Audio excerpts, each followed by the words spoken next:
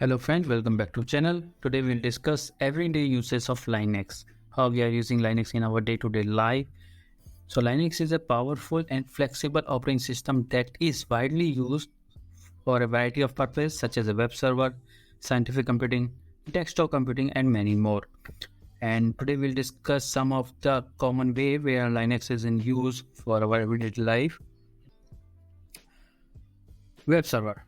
Many websites are hosted and running on Linux, as it is a stable and secure platform for running web servers. Desktop computing.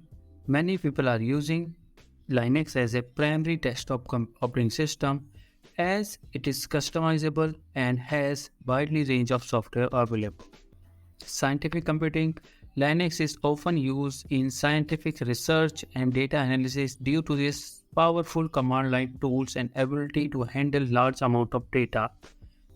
Mobile devices. Linux is also used in some mobile devices such as Android smartphones and smartwatches.